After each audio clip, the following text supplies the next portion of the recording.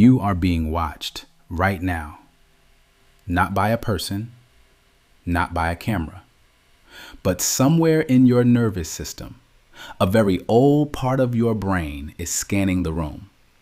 It is checking the shadows. It is timing how long that car has been parked outside. It is listening for the sound underneath the sound. You did not ask it to do this. You cannot make it stop. And here is the strange part. The thing your brain is protecting you from has not existed for thousands of years. Your brain still thinks you are prey.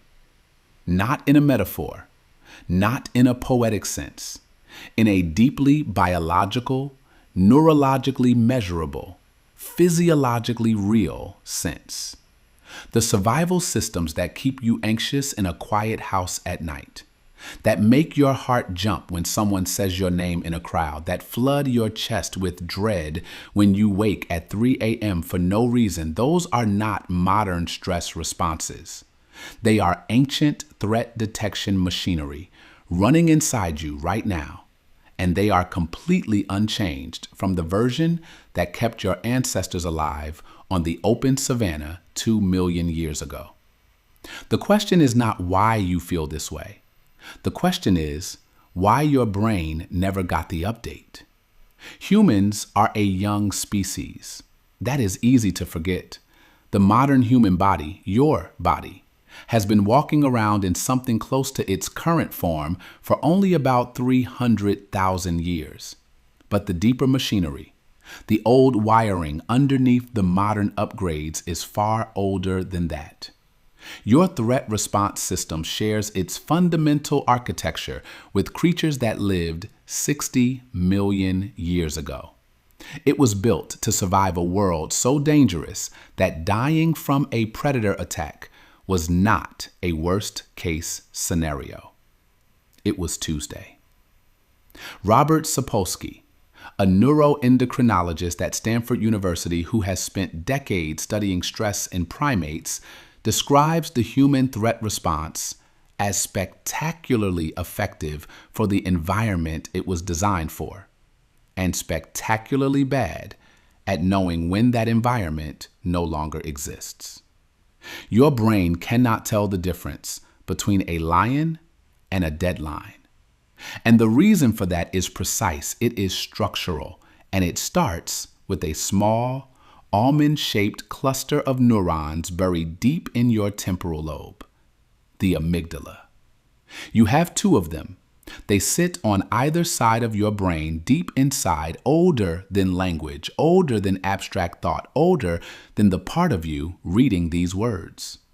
The amygdala does one thing with extraordinary efficiency. It detects threat. It does not analyze threat. It does not reason about threat. It detects it.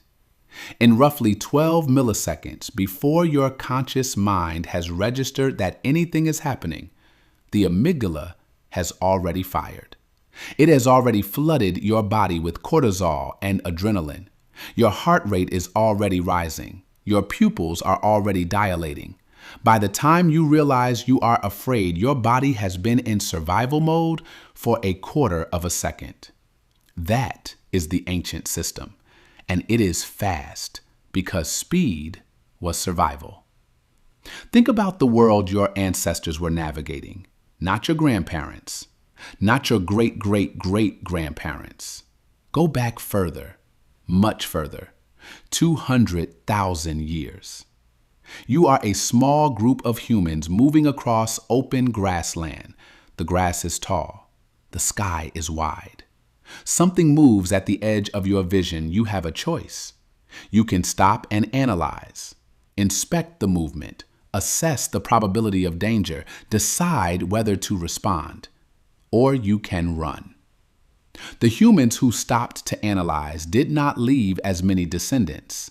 The ones who ran at the first sign of movement, who felt sick with dread at every unfamiliar sound, who could not sleep in an open field without waking a dozen times, those are the ones who survived.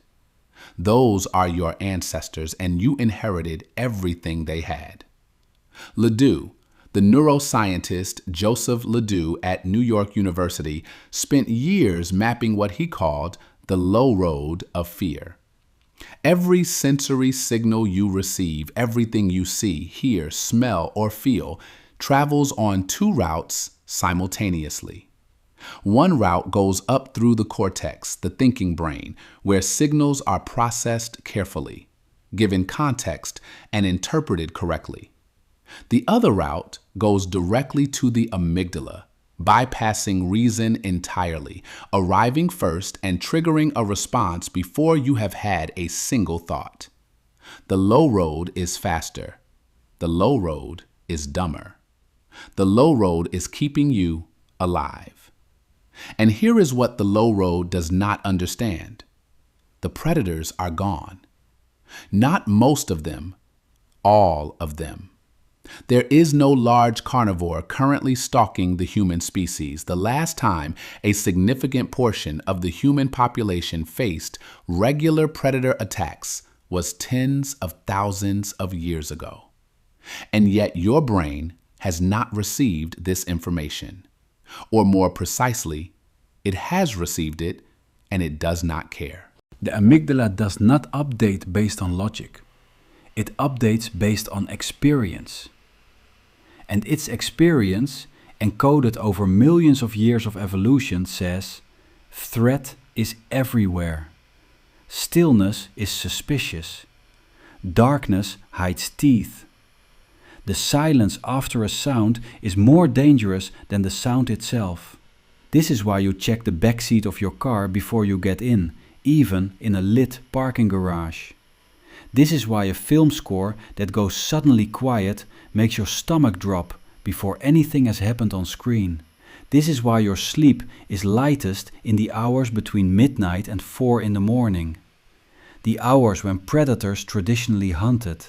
And the hours when your body still insists on keeping watch. You are running ancient software on modern hardware, and most of the time it causes more problems than it solves.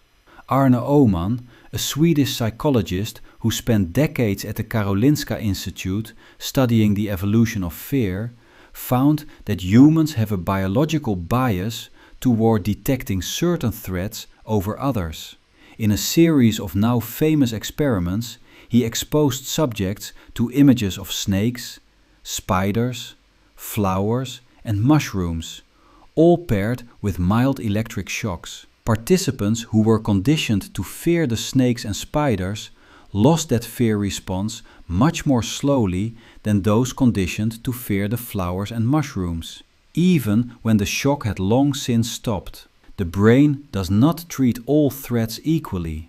It is preloaded with categories of danger that evolution flagged as especially lethal. Predators, snakes, heights, darkness, the faces of strangers, separation from the group. These are not learned fears, they are inherited vigilances. And they are running inside you every waking hour, scanning for triggers that have not existed in your environment since before recorded history. The consequences are not small. When your threat system fires, it does not just feel bad, it actively reshapes your biology. Cortisol, the primary stress hormone, floods the bloodstream. Blood is redirected away from the digestive system toward the muscles. The immune system is suppressed. Inflammation increases. Rational thinking, which lives in the prefrontal cortex, is physically inhibited. You become less creative, less flexible, less capable of seeing nuance, because nuance was useless when something was trying to eat you. In short bursts, this works brilliantly. Your ancestors needed to move fast and think in black and white. Safe or dangerous, run or freeze. That is what cortisol does. It narrows your world into a single question. But your brain does not always know when to stop. The modern triggers are relentless. An unanswered message, a tone of voice that sounds off, a meeting scheduled by your manager with no subject line, a sudden noise at night, a piece of news, a memory. None of these are predators. None of them require cortisol. None of them will be solved by running or fighting. But your amygdala fires anyway, because it cannot tell the difference between a real threat and a perceived one. And so the cortisol flows. And so the inflammation rises. And so the prefrontal cortex quiets. And so you lie awake at 3 in the morning, scanning for a threat that your rational mind knows is not there, but that your ancient brain insists is lurking just beyond the firelight. There is something almost poignant about it. Your brain loves you. It is trying to protect you with everything it has. It is deploying the most effective survival technology in the history of the animal kingdom. A system that kept your species alive through ice ages, droughts, famines, and predators far faster and stronger than you. And it is doing this for you now, in your bed, in your apartment, in your climate-controlled modern life. Because no one ever told it the danger had passed.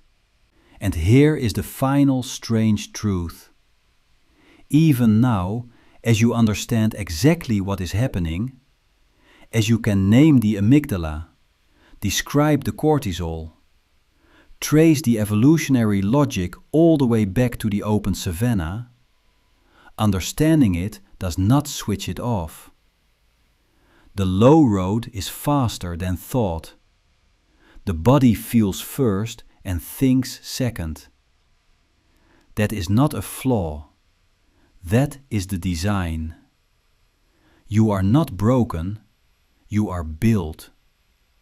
You are built for a world that no longer exists, carrying threat detection software written in the Pleistocene, running on a body that has not yet caught up with the safety of the modern era, and probably will not for hundreds of thousands of years more.